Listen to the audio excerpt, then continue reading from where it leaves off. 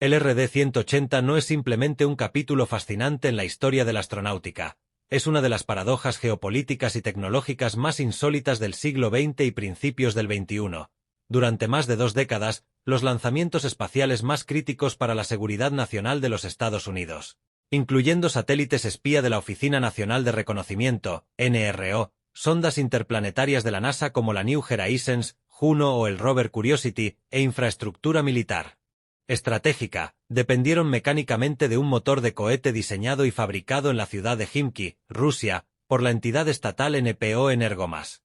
La adopción de este propulsor por parte de la industria aeroespacial estadounidense, integrado como el corazón de la primera etapa del cohete Atlas V operado por United Launch Alliance, ULA, no fue una concesión diplomática improvisada, sino la capitulación pragmática ante una realidad técnica incontestable. La Unión Soviética había resuelto problemas de termodinámica, dinámica de fluidos y metalurgia de alta presión que los mejores ingenieros occidentales consideraban físicamente imposibles de estabilizar sin destruir la cámara de combustión. Para comprender el abismo tecnológico que separaba a la cohetería soviética de la estadounidense a finales de la Guerra Fría, es necesario examinar la física fundamental de los motores de cohete alimentados con propelentes líquidos. En cualquier propulsor de este tipo, la misión principal del sistema de turbobombas es acelerar miles de kilogramos de propelente, combustible y oxidante, por segundo e inyectarlos a una presión descomunal dentro de la cámara de combustión principal, donde la mezcla se inflama y se expande a través de una tobera para generar empuje impulsivo. La forma en que se alimenta y acciona esa turbobomba define la arquitectura del ciclo termodinámico del motor y determina de forma directa su impulso específico, I-SP, es decir, la medida de la eficiencia con la que un propulsor convierte la masa de combustible en fuerza de empuje. Durante las décadas de 1960 y 1970, la industria aeroespacial de los Estados Unidos optó por dominar el denominado ciclo abierto o de generador de gas, Open Cycle/Gas Generator, para sus cohetes impulsados por queroseno y oxígeno líquido, RP1/LOX, como el legendario motor F-1 del Saturno V o el motor Merlin de SpaceX. En este esquema, una pequeña fracción del combustible y del oxidante se quema en un generador de gas independiente para hacer girar la turbina de la turbobomba. Sin embargo, los gases de escape resultantes de esa precombustión secundaria, tras mover los álabes de la turbina, son expulsados directamente al exterior a través de un tubo de escape secundario sin pasar por la cámara de combustión principal. Aunque este ciclo es mecánicamente más sencillo, más seguro de operar y evita presiones internas extremas, representa una pérdida inevitable de rendimiento. Entre un 1,5% y un 3% de toda la masa de propulsor embarcada se desperdicia únicamente para mover las bombas, expulsándose a baja presión sin contribuir al empuje total de la nave. La Unión Soviética, enfrentada a la necesidad de poner en órbita cargas masivas con tecnologías de electrónica y miniaturización menos desarrolladas que las occidentales, persiguió una meta mucho más ambiciosa: el ciclo cerrado de combustión por etapas, Staged Combustion Cycle. En este esquema perfecto desde el punto de vista termodinámico, todo el flujo de propelente pasa sin excepción a través de las turbinas y se quema íntegramente en la cámara de combustión principal. No se desperdicia ni una sola gota de combustible o gota de oxidante. Sin embargo, el ciclo de combustión por etapas introduce una dicotomía crítica en función de qué propelente se utiliza en exceso dentro del prequemador, preburner, para mover la turbobomba. Prequemador rico en combustible, fuel rich se inyecta la totalidad del combustible, generalmente hidrógeno líquido, LH-2, con una pequeña cantidad de oxidante, LOX. Dado que el hidrógeno gaseoso no es agresivo con los metales a altas temperaturas, este ciclo fue dominado exitosamente por Estados Unidos para los motores principales del transbordador espacial, SSME/RS-25. Prequemador rico en oxígeno, Oxygen Rich cuando el combustible empleado es queroseno, RP1, en lugar de hidrógeno. Un prequemador rico en combustible es técnicamente inviable a largo plazo, ya que el queroseno sometido a alta temperatura en ausencia de suficiente oxígeno sufre un proceso de pirólisis conocido como coquización. Coking genera hollín y depósitos de carbono sólido que atascan los inyectores y destruyen los álabes de las turbinas en cuestión de segundos. La única alternativa para aplicar la combustión por etapas al queroseno era construir un prequemador rico en oxígeno, donde prácticamente todo el oxígeno líquido masivo del cohete se canaliza a través de la precámara con una diminuta fracción de queroseno. Fue precisamente en este punto donde la ciencia occidental declaró el límite físico imprevisible.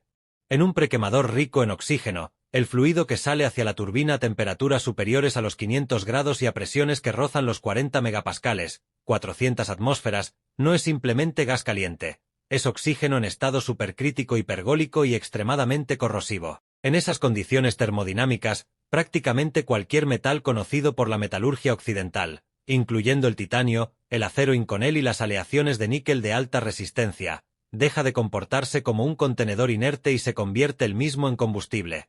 El metal se inflama, se oxida violentamente y se quema de forma explosiva al entrar en contacto con el flujo caliente. Durante la carrera espacial de los años 60, los ingenieros de la NASA y de empresas como Rocketdyne intentaron desarrollar experimentos con combustión por etapas rica en oxígeno, pero tras sufrir explosiones catastróficas repetidas causadas por incendios de metal dentro de las turbobombas, concluyeron que el ciclo era intrínsecamente inestable e inmanejable desde la perspectiva de los materiales.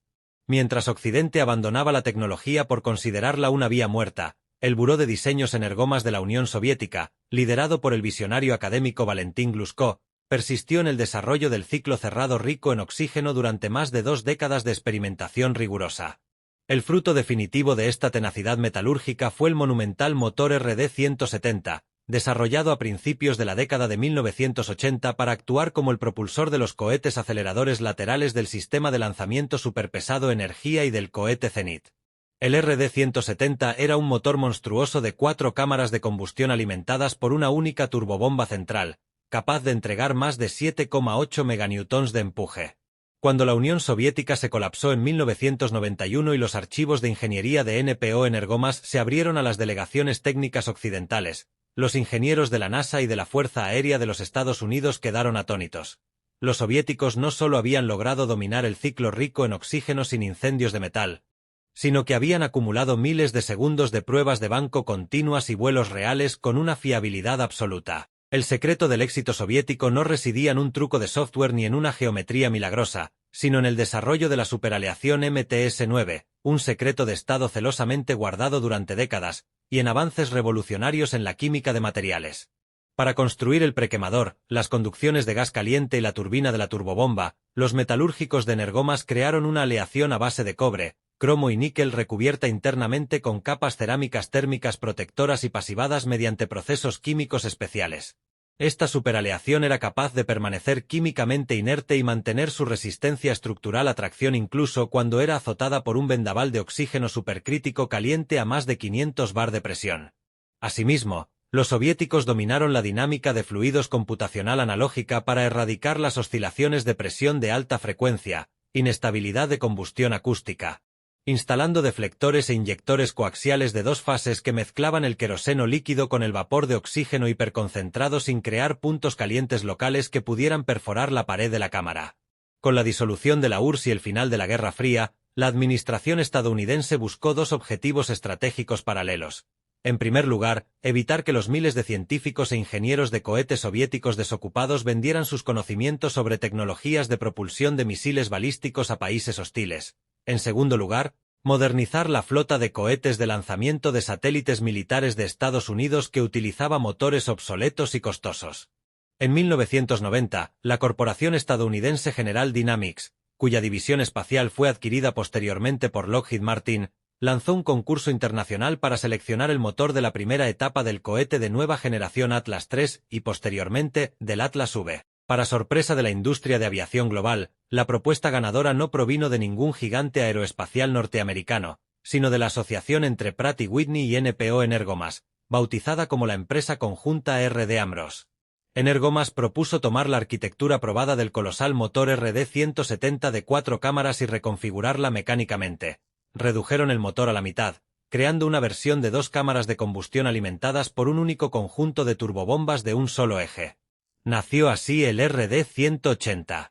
El RD-180 es una maravilla de la ingeniería de propulsión pesada. Con un peso en seco de aproximadamente 5.480 kilogramos, el motor mide 3,56 metros de altura y 3,15 metros de ancho.